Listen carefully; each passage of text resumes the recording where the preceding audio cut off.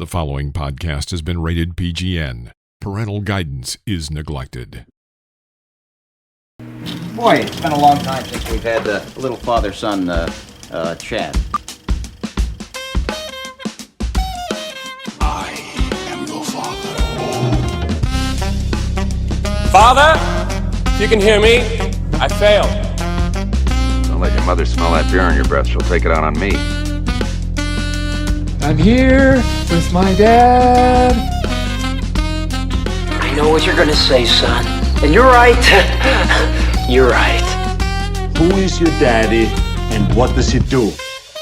I've abandoned my boy! Hey everyone, welcome back to Parental Guidance Neglected. You say welcome back. You say welcome back as though they're listening. What if there's a new listener right now? What if this is their first episode? So I'm not gonna. We're not gonna cut this out. We're gonna leave this part. So let's readdress your welcome, and let's welcome not only past listeners but possibly new listeners. Okay, Jackson, intro, take 2. Okay. Hey guys, welcome back to Parental Guidance Neglected, and welcome if you are a new viewer. Oh! See, now I'm gonna make you do it again. Okay. Why is that? Well, because what if they're listening? They're not a viewer. So it has to be viewers or listeners, whether you're listening or watching us. So, all right, it's okay. It's okay. You're going to get this image. Let's go. And intro, take 3. Hey guys, welcome back to Parental Guidance Neglected, or welcome if this is your first time watching / listening. My name is Jackson. That's my father, Regan. Regan. Hey, that was excellent. That was How excellent. was that? Did that meet your requirements? It's not me. It's FAA. This is all FAA regulations. Right. You have to understand. There's certain podcast guidelines that you have to go through. Two things. One, we were talking about light flares right beforehand, and I am realizing right now that the lighting is horrible because I just have natural light shining on me. J.J. Abrams. I got a little J.J. Abrams. What is J.J. Abrams doing right now? I was young Jackson. You look that up. I know he does a lot of producing. Is he directing anything anymore? Like he was the Star Trek guy and the Star Wars guy. I mean, what's the next big J.J. Abrams thing? Anyways, everyone, it's the PGN podcast, Parental Guidance Neglected, 2 generations of father and son here talking movies and right now, light flares. And J.J. Abrams. My son, the film student, me, the film aficionado and part-time actor. We like to break down new movies, old movies, classic movies, cult movies, and then just shoot the shit in between. He's been producing a lot. He produced that. I can't remember if it won last year, but he produced one of those animated shorts that was nominated for an Oscar. The Boy, the Mole, the Fox, and the Horse. Yeah, I remember that. He also produced something called Lou last year. Nope, don't know it. So is he done directing? Anna Forster. You think he's done directing? I mean, the guy who did a couple didn't he do a couple of Star Wars? Upcoming ones. Yeah, but his Star Wars ones kind of sucked. Got really bad reviews. So I don't know if that's. I was just curious if I feel like I haven't seen directed by J.J. Abrams in quite some time. Yeah, it has been some time now. It says he has 2 upcoming things, and they're both just episodes of TV. A show called Duster and a show called Demimode. Demimonde? I don't know. Denouement? Is it denouement? Might be that French word. No, it's something goofy. I don't know. I guess, listen, maybe he's done, and if so... Yeah. Well, thanks. Good. So thanks, JJ. Yeah, it was nice having you around. Jackson and I made it out to the movies together this week. Our review and thoughts of Spiderman Across the Spider-Verse. Momentarily, we did not get to see the new Stephen King adaptation, The Boogeyman. I have a feeling, though, after Jackson finds out what's opening next weekend, that might be the one we see in theaters this week. Boy. Yeah, but more to come. I mean, nothing's touching Spider-Man. Nothing to write home about. Also, we have our audience pick this week of another film that Jackson and I is watched the right word. Suffered through, tolerated. Yeah. we're gonna discuss what happens with this category because this might have been the most painful experience of our movie-going lives. Oh yeah. But before we get to any of that, Jackson, I just want to take a second to congratulate you on the airwaves. I know I've been patting your back, but my son, let me do the father brag thing. He scored his first 2, not just 1, 2 working jobs in Hollywood. That's actually where he'll get a check at the end of the day and be on a actual working set. As most people probably know, the Writers Guild strike is going on right now, and actors might not be far behind that, so there's really very little TV or film in production right now. It's all shutting down. The only game in town right now really is commercials. So Jackson finagled some of our connections, his as well as mine. So this was not all me. This was Jackson beating the pavement, and I'm super proud of you. I don't really know what you're supposed to say or can say. Probably best not to. Just mention what you're working on, but they're big campaigns, I think, hopefully. So very cool. How does it feel?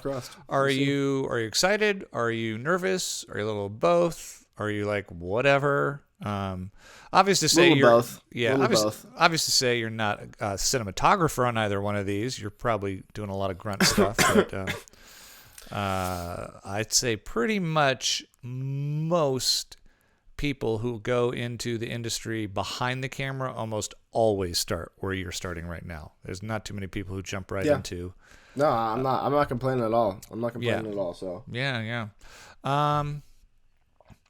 What would be the coolest celebrity that could show up on the set that you would be like, I am shooting a commercial? The coolest with celebrity? Like the one that you would lose. You know how there's campaigns like Melissa McCarthy's doing, she's a spokesperson for something right now, or right. Maybe it's Jake from State Farm. Would you be excited to work with Jake? Or is there a sports... Who is someone who would be like, you would text me immediately and go, Dad, you are not going to believe who was in this commercial. I'd be pretty excited about Ki-Hoi Kwan. I think that would get me pretty hyped. Yeah, he's hot right now. He could be in one of these. I would be shocked if he has not been approached by many companies to be a spokesperson or an ad man for that. Wow, that'd be interesting. Who would be the worst? Who would be like? I think so too. Who would be like? I'm sitting here all day. Do you want to even say like? Oh my god, would it probably be Tom Arnold? Yeah, maybe I shouldn't say. Maybe I shouldn't say. Yeah, why burn a bridge? Yeah. So I just wanted to brag a second. That's you know how excited I am. I'm trying not to dwell about it, but I still think it's very cool. PGN podcast. Jackson's home for the summer. He's working some regular jobs. He's lining up a few industry jobs, and I am also shooting a commercial this week. On Thursday and Friday, so it's the only game in town. So we're both trying to get it done. So I'll just take this time on behalf of my son to say how proud he is of me. For working this campaign and probably selling millions and millions of units of whatever it is that I'm selling. Yeah. It's PGM Podcast. Jackson's actually got to get to work. We don't have a lot of time to shoot the shit today, and we've gone over the last couple, so let's get right into it, shall we, Jackson? Let's do it. This movie, Jackson and I saw together, and I'm kind of guessing maybe this is foreshadowing because Jackson and I don't discuss the movies until we actually get on here, but Jackson actually went and saw it again, a second time. Now, I don't know if he did that just because he wanted to get the hell out of the house and was bored and his friends were going, or if he, in fact, wanted to see it again and loved it. Maybe he hated it and wanted to see it again and make sure he was clear on everything he hated about it. But it's Spider-Man Across the Spider-Verse. It's the sequel to Into the Spider-Verse, which was a massive hit and kind of opened a new door for the Marvel/Sony world.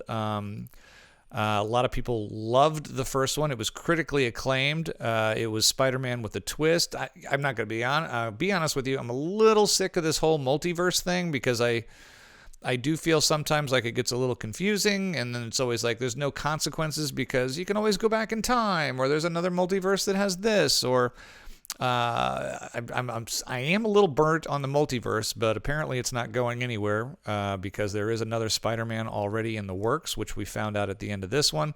This one's got 3 directors, Joaquim Dos Santos, Kemp Powers, and Justin K. Thompson. It once again stars Shamik Moore as Miles Morales. Haley Steinfeld, who I think is the standout here, is Gwen or Spider-Girl, woman, whichever her moniker is. And then we got a whole bunch of celebrities in there as other Spider-Mens and family members. You got Jake Johnson, Oscar Isaac, Issa Rae, Jason Schwartzman, Daniel Kaluuya, Mahershala Ali's in this, Adam, and he's pretty good too as the uncle. Andy Samberg, Jack Quaid, Rachel Dratch, to name a few. It's Spider-Man Across the Spider-Verse. Do I hate it as much as most of my cartoon movies? We'll find out in a second, Jackson. 2 viewings. What do you think? So, first of all, I have to tell you the news, which is kind of kind of shocking. So remember, last week I went to go see a double feature of 2 movies, and I said one of them, which I'd already seen, was the #1 highest rated movie on Letterboxd, right? Right. It was a war movie from Russia, right? Yeah, it's not anymore. Because the new highest rated movie of all time on Letterboxd is this movie.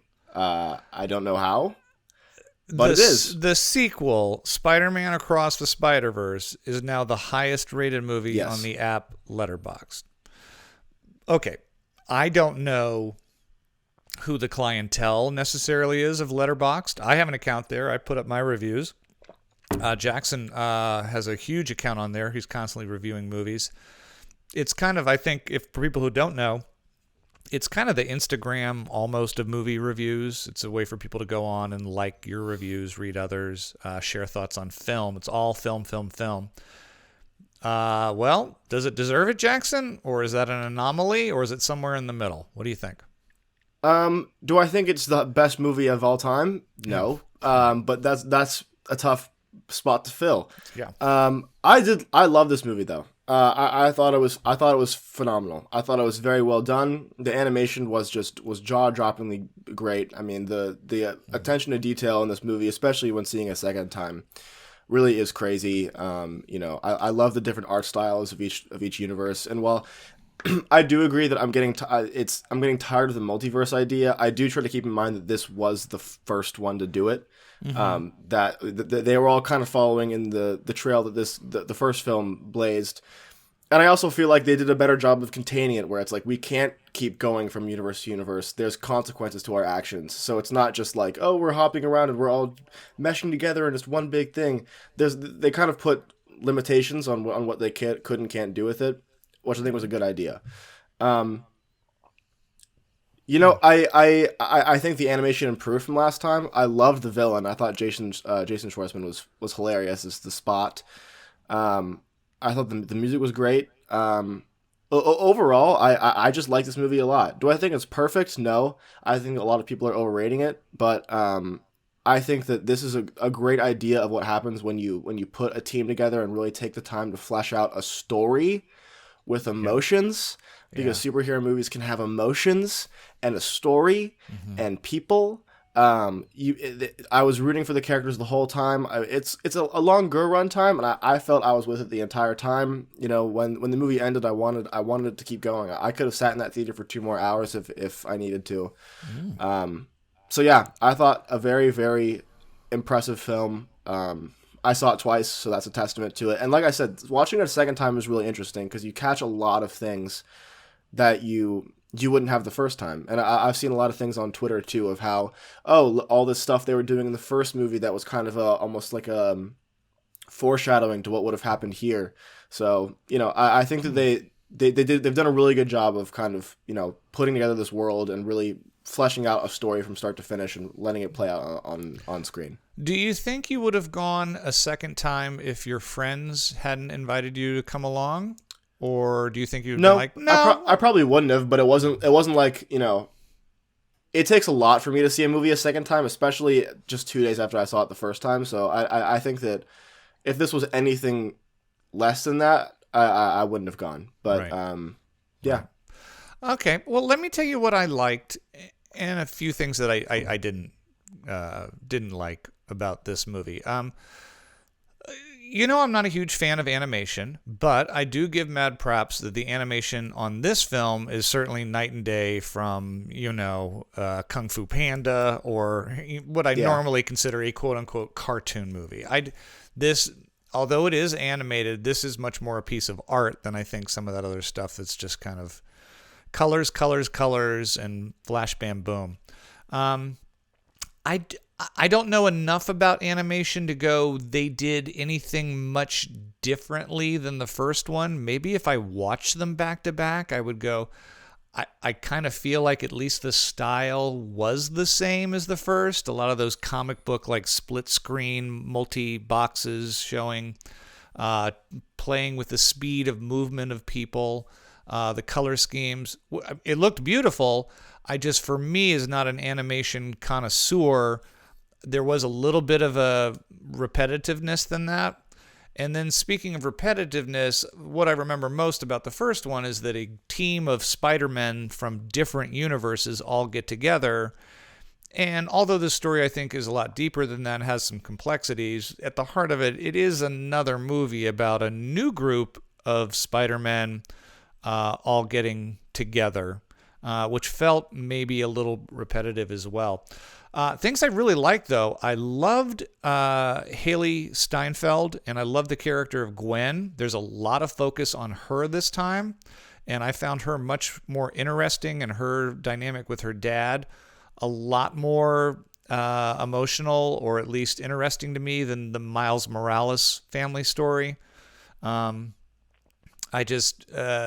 enjoyed those moments with her and her dad more than I did with Miles and the parents, like, where have you been, and you're late again, and what is this secret you're keeping from us? So I very much enjoyed her. I did enjoy a lot of the references to a billion different Spider-Mens from different types of worlds, whether it be Lego or underground animation. We did touch on this briefly. One of my biggest pet peeves is one of the new Spider-Mens is like a British punk rocker. Maybe you had a better time with it on the second viewing, but I didn't hear at least 50% of his dialogue, or it was just too pinky blinders for me to pick up on. I'm sure what he said was funny. I definitely did have an easier time the second time around for some reason. It was easier to understand. Well, I don't know. Maybe it was the sound in our theater, but that was a little tough for me. I kind of like the old gang a little better than this gang. It was the punk rocker. It was there was an Indian Spider-Man. I don't know. I guess I missed a little bit of the ones from last. And they tease him. We're probably going to see him again in the third. I don't think it was too long, but spoiler alert, there's a very abrupt ending. With a lot of things hanging, and I'm not saying it ticked me off. I just felt like I would have liked to have known this was part 2 of part 3 going in, I guess, because I was literally like, how is this wrapping up?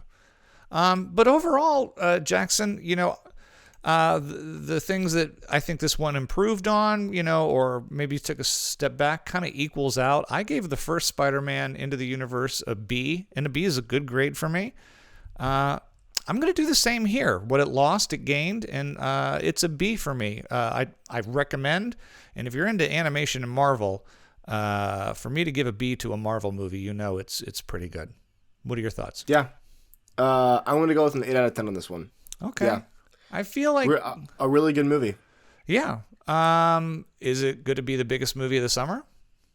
Yes. You think so? It's going to be bigger than... This is getting insanely good reviews from every person that I know. I mean, I haven't seen less than an 8. But after the kind of the niche audience of superhero people see it, do you think it's going to do better than like the Indiana Jones, the Flash, It'll do better than the Flash. I don't know about Indiana Jones. I can't remember what's coming out. I think that this is I don't know. Yeah. I don't really know. Only time will tell. I don't know what... I know that the theater was fully sold out when I went to go see it the second time. Mm-hmm. that's all I have to go off. So. All right. Well, we shall see. Maybe we'll do a little box office recap next week and see how it holds up. Listen to you and your bronchitis. I made you go to the doctor this week. Yeah. And what do you have? Do you want to reveal your illness on the live? Why don't you reveal allergies. Your illness? It's allergies. Yeah. Yeah. It's allergies. Yeah. I was really hoping for like bronchitis or. Yeah, you were hoping for it? Well, just it's something we could talk about. It'd be like I could brag, like, oh, my son's working so hard, he could get himself. Right. I'm like, nah, it's just dumb old pollen. So it's just allergies. There you have it. It sucks. Jackson has been home now from college, but he didn't rest on his laurels. He's been bringing home more DVDs than I think our DVD player has seen in ages. Somehow he found the one video store still left open in the greater Southern California area, and has been going and bringing back. Well, first off, he brought back all the Police Academy movies. He's been watching all those in order. If you know Jackson, you know what he's been watching. It's time for Jackson's Pretentious Arthouse Film Corner. Jackson, break it down. What have you been watching on your own? I've come downstairs a few times. I mean, I've just from timing, I haven't been able to sit down and watch a whole movie, but from what I can tell, you are apparently watching the darkest, saddest films that you could possibly. Did not see any comedies coming up on there. What you been up to these past 7 days, Mr. Bronchitis?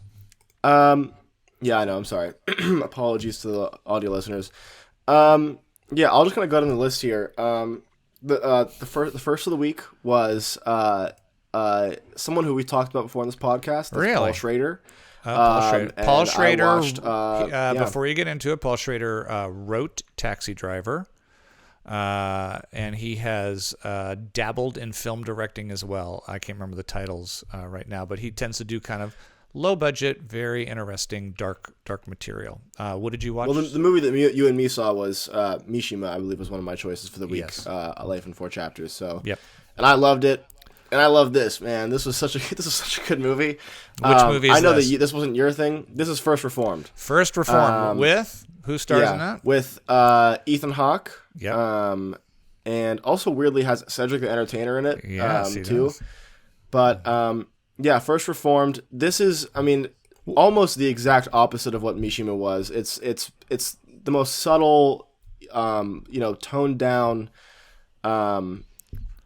What's the word I'm thinking of? Oh my god, what the hell? I don't know. That was Professor. There's a dog interrupting There's us. a dog banging into my mic.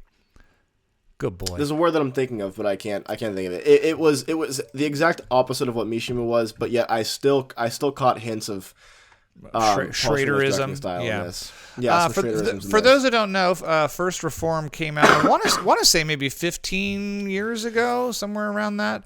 I have seen 2017, it. So even a little more recently than that. Refresh my memory, Jackson, but it tells the story of a young Ethan Hawke, who I believe is a pastor or priest in a church, and is kind of going through a period in his life where his consciousness and his beliefs are being challenged. Is that a good way to put it? Yeah. So it's not really a young Ethan Hawke. He's a little bit older. Yeah, than he's this. So essentially, Ethan Hawke plays this priest, and this woman comes to him saying her husband has come back from prison, and he's super depressed. He can't seem to get over this mental hump, and so Ethan Hawke meets with him, and it turns out this guy's a very big environmentalist, and he's kind of trying to tell Ethan Hawke, like, I feel like it's not morally right to bring a child into this world the way it is. And so it's kind of Ethan Hawke dealing with, after being kind of in this secluded area for a long time, being introduced to all these new ideas of climate change and where the world is going, and kind of his slow spiral out of control. And it's so good. It's so good. I think a brilliant ending. Ethan Hawke is just in. I mean, he's so good in everything, and this is no exception. Mm-hmm. The score was so subtle and brilliant. The cinematography was incredible. I couldn't get enough of this. Yeah, I love the fact that you mentioned you love the ending, because I don't remember a lot about the movie. The only thing I really remember is that I hated the ending. it ends in the middle of like something. Yeah, like it's like in the middle of him dancing. Like it just ends. It just cuts, it's one of those. Jackson kind of likes. I don't mind an open-ended ending. Like I just like Succession, the big HBO show, finished this week. Jackson just started it, and I've been on board ever since. And I won't spoil it for you, Jackson, but it has a bit of an open ending in that we don't know where the characters are going.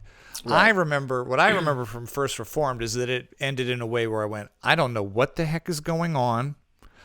I'm not sure what the conclusion here is or what I'm supposed to take away. And that kind of frustrates me sometimes. But you love that for some reason. You just like it. The weirder it gets. Love this movie. I think that this is a very my generation movie. I would say that if you grew up kind of constantly surrounded by these very heavy political issues, this is definitely something you're going to connect with. A lot of dealing with topics like that. So I recommend First Reformed. It's getting a 9 out of 10. Love that 9 movie. out of 10. Oh, sound like I thought I smelled a 10 coming. I thought I smelled No, a 10 because it's coming. not Mishima. Because it's not. It's not and there. that's, Yeah, that is the better movie. I get it. I don't give out a lot of A pluses. I just thought I might have smelled one in there. What's the Rotten Tomatoes on First Reformed with Ethan Hawke? I'm just curious. I remember critics were, I think, really torn. I'm going to guess it's 55 the to audience 60. is probably going to be split. Audience is split, but I think critics was like 55 to 60. That's my guess. Audience gets a 69. Critics gives it a 94. Wow. Oh, so they loved it. All right. Yeah. Okay. Yeah, So look anyways, up First Reformed. The second movie. Check out First Reformed. The second movie. This was First Reformed was pretty damn heavy. So the day after I was looking for a comedy, I found a movie. One of my teachers recommended to me. Oh. It's a French movie, but it's a comedy. It's supposed to be a satire. It's called The Discreet Charm of the Bourgeoisie. It's directed by Louis Buñuel, who... yes, Louis Buñuel. You know that old... No, I don't. You know that old like silent film where the lady gets her eye cut open with a knife? It's like that famous... No, I'm not... Silent movie where a lady gets her eye cut open? It's like one of the most famous silent films because it was like the first ever like... I don't know. We had to learn about it in film history. It's like the first ever, what do you call it? Like surrealist movie. Was it War Games with Matthew Broderick? Am I close? Yeah, it might have been War Games. It was probably. It might have been that. Probably It was probably that. But I didn't like that short film, the silent one, and I didn't like this. It was very repetitive, very French. I thought that it tried to take risks and then immediately took them back in the form of dreams. There's a lot of like, oh, I woke up and it was all a dream, and I was oh my god, this is so pretentious and stupid. Right. So yeah, I mean, there was still some funny moments, but it was kind of lost on me. Discreet Charm of the Bourgeoisie gets a 3 out of 10 from me. Just a little. Wow. You know, even I have a limit of even Jackson pretentious was like stuff you can put into a movie. This is too pretentious for me to even consider. The next thing was I went to a double feature in Santa Monica. Right. Yeah. The little American Arthouse Cinematheque theater is doing their annual Bleak Week, they call it, where they show very depressing films, but very good films. I went to go see this because I wanted to see a movie I'd seen and talked about before.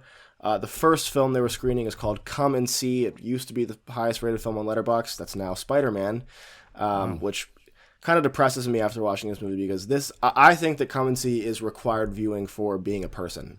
This is person. Okay. This is just it is one of the. It is the best war film I've ever seen, if not one of the best movies ever. Really? The performances, the ending, the score. Yeah, I think this is just a masterclass in filmmaking, and just very. I can't even really say much about it. It's just that good. Now I couldn't go with you that night, even though you did maybe I invited myself. And then I suggested taking your mom if she wanted to go, and she was free, and you were like, no, too heavy. So if I'm going to see this movie, do I have to watch it by myself, or can I watch it with her, or is it like you should probably watch it by yourself. I think this would really disturb her. Even I mean, there was a female filmmaker who did the intro. She came out and talked beforehand. I can't remember what her name is, but even she was like, "You are all very brave for coming and doing this because this is it's hard to do this, but it's good that you are, but this is a hard thing to do." Oh my god! And Come and See definitely earns that. But do I want to see this, Jackson? I mean, do I? I don't think you would like it. I don't know if you would like it. I know, but you just said if you have to see this if you're human. You're like every human should see it. You're like I think that every human should. I didn't say they would all like it. Right. Well, I could watch something I don't listen, like. I own it. I own it on Criterion. If you want to watch it, it's sitting on the coffee table in front of you right now. If you want to watch it, it's available.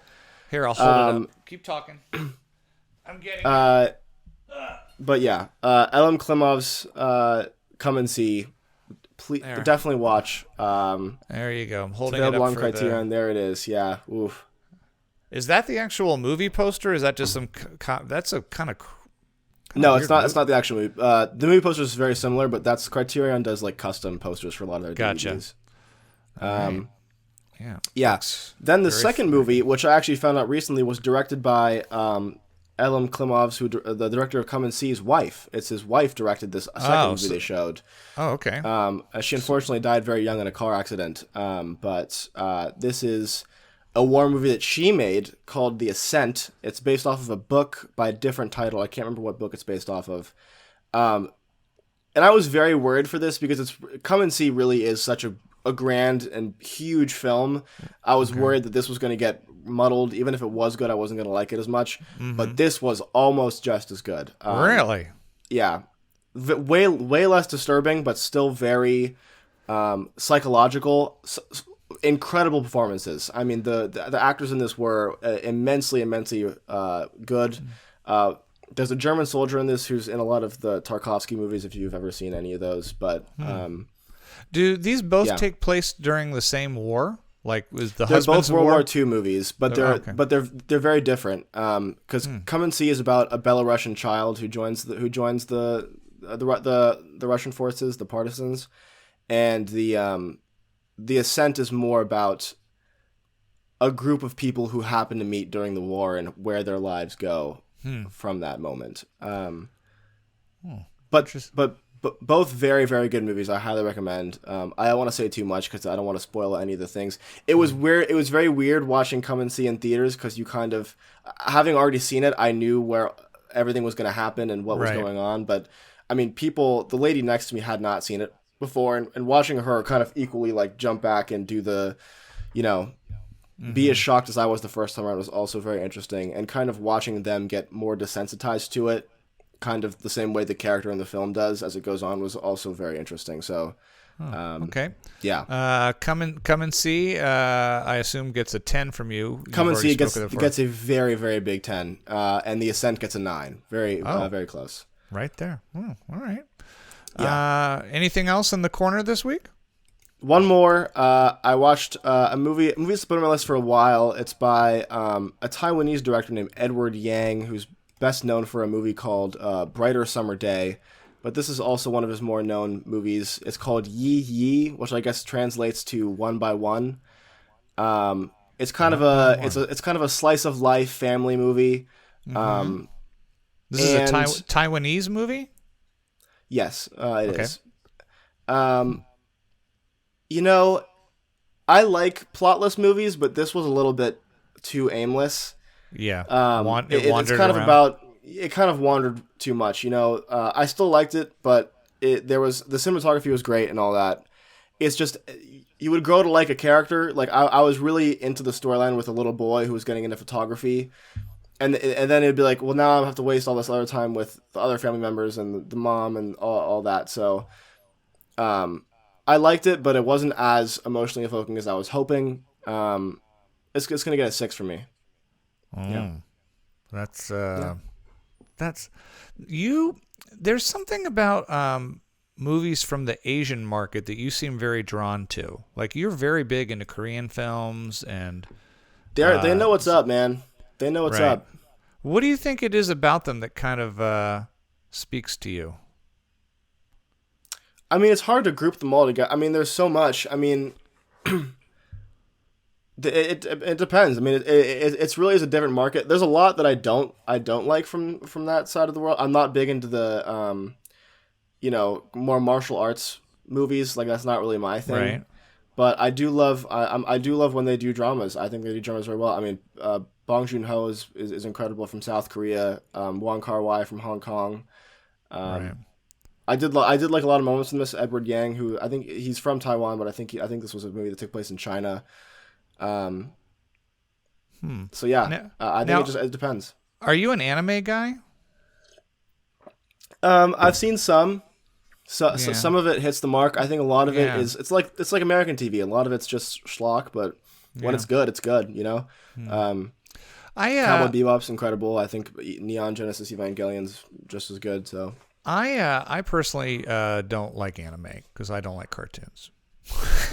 Have I mentioned that before on the podcast? Which is like fine, but like when you say that, it's dismissive, and I know. I just pushing your buttons. It's so stupid. It's so stupid. Oh god. Hey, I just gave Spider-Man a B. Come on, that's pretty good for me. Oh, whatever. No, I enjoyed it. It was a lot of fun. Am I dying to see Beyond the Spider-Verse? I don't know, but I'll definitely see it when it comes out. But let's do something really, really different. I think we've run the there's all kinds of crazy Spider-Mans from different universes. I think we got that joke now. You better throw something new at me. There you have it. Jackson's Pretentious Arthouse Film Corner. Yeah, you've been on kind of a foreign film thing lately. I'm going to have to wake you up to like some old American cinema. Get you into some John Ford or, Oh, please, not John Ford. I can't. No, you don't want John Ford? I can't. No? I watched, what was it, Stagecoach? I had to watch that for my history of film class, and I hated that movie. Yeah, okay, all right. They're just dated. They're a little dated, When's my pick coming up? I'm gonna have to go. Okay, I don't know what it's gonna be. I can do. You know what? Next time I go to the DVD place, I'll pick out a Oh my God, what's it? Who did the player? Remind me. Oh, Robert Altman. Yeah. Yeah, I'll pick out Shortcuts. I'll have that. You gotta see Shortcuts and MASH. Both really, really good. It's the PGN podcast. Jackson Burns and myself, Regan Burns, talking movies. Make sure to follow my son, Jackson Burns, at Jackson N. Burns on Twitter and Instagram. I'm at Regan, that's Regan .Burns on the Instagram. And make sure to like and review everything for us on Spotify and YouTube, wherever you're listening and watching. It was that time of the month where we let the audience pick. Jackson's already shaking his head. Okay, so let's discuss this. When we started the podcast, we said that Jackson would pick a movie once a month, a classic or cult or something that he was curious about that neither one of us had seen. I would pick a movie that I was anxious for us to see that I had never seen. And then we would let you, the audience, pick a great film that we somehow missed. And just for fun, throw us something bad and torture us to watch as what you think is one of the worst films. We have seen such movies as The Ginger Killer Man. What was it? The Gingerbread Man? The Ginger Dead Man. We've seen Ginger Dead Men. We've seen horrible The Apple. The Apple. We've seen 70s musicals that are on drugs. I mean, and some have been enjoyably bad. And then listener Brandon Fry suggested for us this week a movie from 1996 called The Stupids. This was, and brace yourselves, this is a movie, if you don't remember, was directed by John Landis. John Landis, who of course directed The Blues Brothers, Animal House, Coming to America, Trading Places, An American Werewolf in London. He directed Michael Jackson's Thriller video. Esteemed director John Landis somehow found this project land in his lap. This was a comedy with Tom Arnold, for those too young or don't remember. Was it a comedy? I couldn't tell. That wasn't clear on me. This supposed comedy stars Tom Arnold, who, of course, was once famously married to Roseanne Barr and went on to have somewhat of a career after they split. There's a cameo by Christopher Lee in this, the acclaimed horror actor from other films including Lord of the Rings and Star Wars trilogy. Jessica Lundy plays Miss Stupid, and Bug Hall, who was best known as Alfalfa in the Little Rascals movies, plays their kid. I don't even know who played the girl. The movie is about... I'll let Jackson Jackson. So if you could just summarize the script, the story in like 1 to 2 sentences, Max, just real quick. So it tells the story of a family, right, that literally doesn't know how to do anything, and because of that, we just kind of watch them do things different and stupid. And then that's the plot. And that's the plot is them just doing stupid things. Yeah. We never get any... The movie just starts. Yeah. And then it just goes. Like there's no exposition. Nope. It's just we know they're called the Stupids, and then they just act stupid. There's no backstory. Yep. We don't know how they met. We don't know where the family lives. We don't know what they do for work. Nope. We don't know anything. We don't even find out they have kids until like 15 minutes into the movie, when they just kind of are in the house and we're made to assume they're children. Yeah. This might be the worst movie we've had to watch so far. I guess it.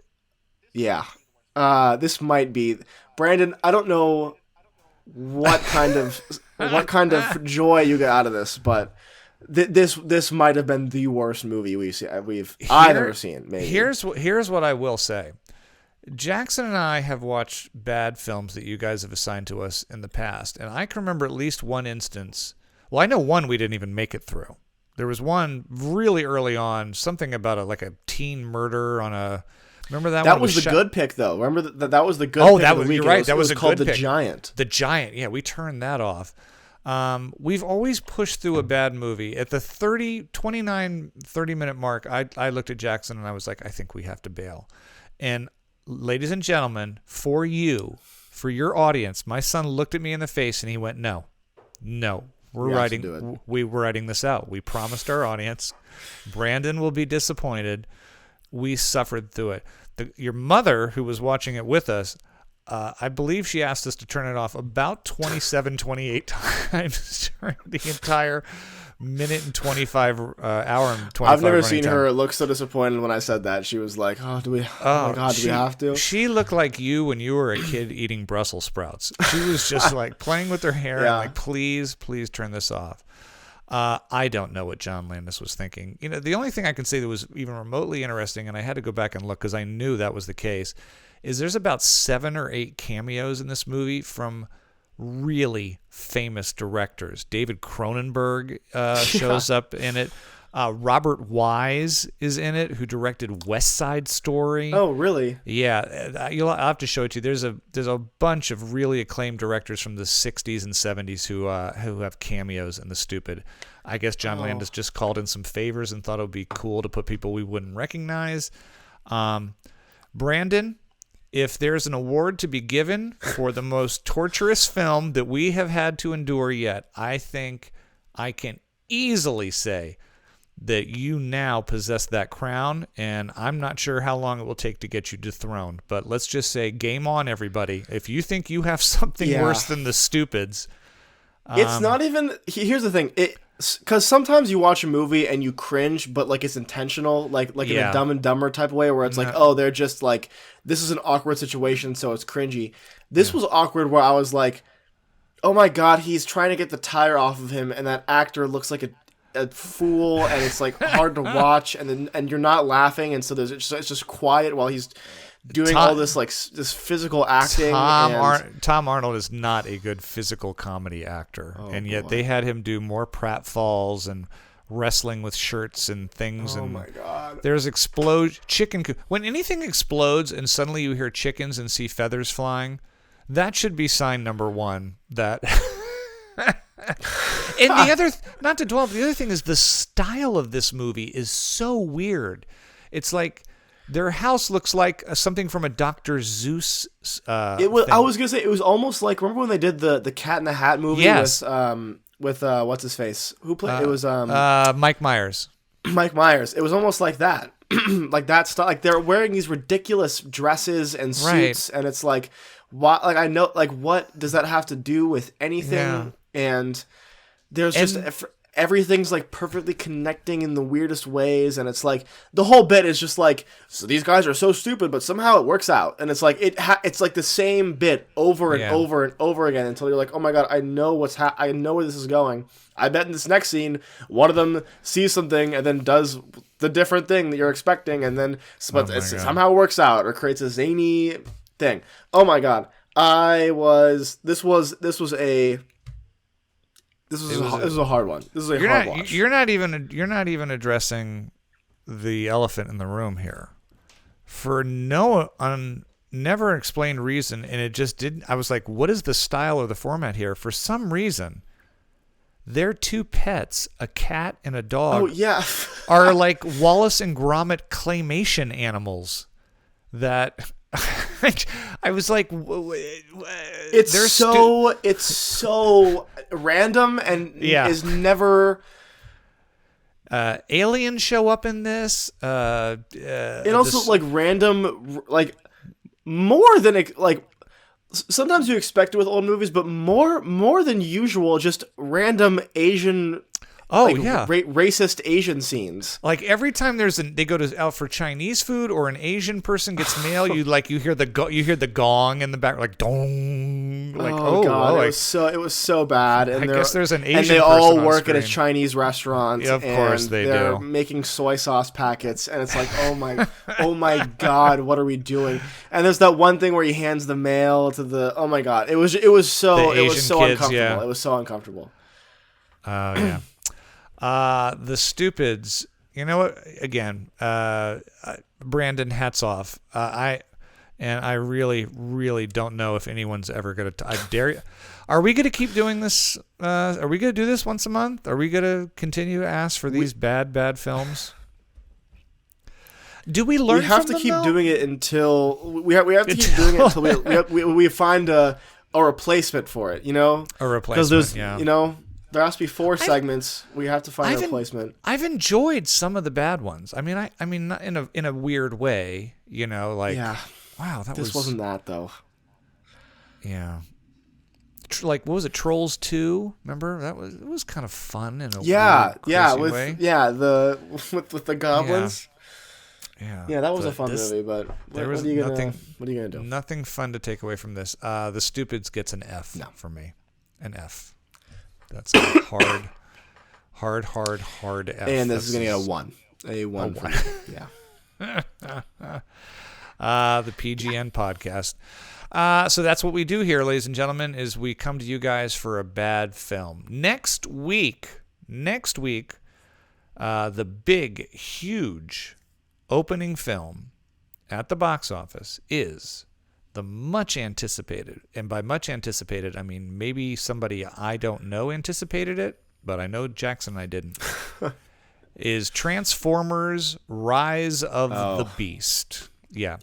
I'm going to go out on a limb and tell you guys right now, we probably are not going to see that. I just hate the Transformer movies. I don't think Jackson's even seen one full one. I don't know if I can. I was going to say, I haven't seen it. I don't know anything about it. I just know that they go from cars to big like metal guys. Now they're That's gorillas. The only thing I know about but here's what is going to happen because we're thinking of you guys all the time. We will both try to go see The Boogeyman. That's a pretty short horror film that we might be able to sneak into. Even though it opened this weekend up against Spider-Man, it got fairly good reviews, and we'll try to take that in. The other thing is, and Jackson doesn't even know this, but I'm going to try to work out a time with him this week that the two of us can drive into Hollywood and go to the theater that is showing a new film called Past Lives. This is opened in limited release. I believe it is a Korean film as well. Jackson and I have seen the trailer for it. It looks very, very good. It's getting excellent reviews. Yeah. So This we does look may, really good. yeah, we may try to drive into the city sometime before our next podcast and see Past Lives, which has got a little heat on it, and the Boogeyman. I'm going to say straight up right now, I just don't think I have the time or the patience to see Transformers. No, that's not. No. Yeah, we love you people. We just sat through the Stupids, and there is only so much we can take. But we're going to go see most of the big films this summer. We're going to see. We already got tickets for Indiana Jones and The Flash and all the other big stuff coming out this summer. We're going to try to go out and see as well. It's time now to turn, however, before we sign off to you guys and let you know we will also be seeing one other movie next week. That's an audience pick, but this is something that you guys really, really think we should see, a good film. This was suggested by Danny Sobelman. She used to, she's a former actress. I think she's going to school now to become a therapist of some kind. She used to be on my Disney show, as a matter of fact. She played one of my daughter's best friends. She recommended Jackson. Director Damien Chazelle is not in Jackson's good graces lately. Damien Chazelle, who obviously did La La Land, which was a huge hit, and then the very mixed Babylon last year. Jackson did not care for Babylon at all. I wasn't a big fan as well. But he also did was it Whiplash, and I love Whiplash. Yeah, Whiplash is a great film. So I thought this was a good suggestion to maybe we can see if Damien can get back in Jackson's good graces. He wrote this film. He did not direct it. It's called Grand Piano. This is a thriller starring Elijah Wood and John Cusack. It is directed by Eugenio Mira, who, in fact, is not really a film director. He's only directed one or two other things. He's basically a film composer. He composes music for orchestras and for films. But Damien Chazelle wrote this, directed by Eugenio Mira. It's called Grand Piano. I think it's from about a decade ago, if even that. Jackson, did you ever see? Let's verify. I assume Jackson has not seen this movie. No, I haven't seen this. This is actually before Whiplash, which was kind of his directorial debut. Yeah, so this is probably the script he sold, but they didn't trust him to direct just yet, so they handed it over to a film composer of all people. It looks interesting. It's an early thriller. Maybe if nothing else, it'll be interesting to see what Damien Chazelle early style of writing was like. What do you think, Jackson? Will you go with that one? Yeah. I just it's got to be something we haven't seen. No, I know. I'm not saying it was a bad pick. I'm just saying Babylon disagreed with me so much. I know. That almost even I love Whiplash. Right. I even kind of second guess my liking of Whiplash sometimes because that's how much you see. That's why I think it's important for you to now. This film will either solidify your opinion of Damien Chazelle, or it will redeem him. I hope for the latter. I do. You hope for the latter. And it's not that I don't have any it's not like this is I have some major disagreements with him on a social level. I think that his take on art is incorrect. A lot. So at least that's just my thing. At least with Babylon, you do. You were middle of the road with weren't you middle of the road with La La Land? I like La La Land. I don't mean that. I mean that his take on filmmaking in Babylon, I think, is a little bit childish. Okay, that's one film everyone's allowed to miss. It is one film. I'm not saying that. I'm not. I'm just. But that is true. that I think that is. I'm beating a dead horse. I'm just saying. John Landis had The Stupids, and Damien Chazelle had his Babylon. So maybe we're gonna give him a try, Jackson. We're gonna give him one more try. We're gonna give him a try. We're gonna give him a try. We're gonna give him a shot. We're gonna give him a try. So there you have it. Past Lives, The Boogeyman, and Grand Piano are our homework for next week. I'm sure Jackson will bring home a bunch more DVDs. He is, of course, working this week as well, so his time is limited. We'll be very excited next week, Jackson, to hear what your first professional day on a set was like. I really, really hope that Ki Young Kwan is the new spokesperson for Fingers crossed. the product that you're selling. I think that actually, I'll just tell you the most interesting fact about this set that he's working on Thursday is that it's for a project that I actually auditioned for and did not. Yeah, which is really funny. I guess we got to get used to that, you know? Yeah, that very much could be the case for the next 20, 25 years, or as long as I decide to continue playing this game. Jackson, anything else you want to say before we sign off? I know you got to get to work. No more John Landis movies, maybe. Oh, come on now. There's some good ones out there. These classics. There are some. I mean, I've only seen Animal House and then now this, so it's kind of a 50-50 split on John Landis for me at least. I'm sure he's a great director. I'm just giving you shit. You know what? I'm gonna be honest with you. He's probably not your. I don't think he's my thing. I don't think he's my thing. I don't think he's your thing. So and that's all right. Which is fine. That's why we do this. I could watch Animal House and Trading Places over and over again. And that's what makes it Parental Guidance Neglected. Thank you so much for listening, everybody. Make sure to hit those like and subscribe buttons. And we will see you next week. Love you, buddy. Love you too. Later, guys.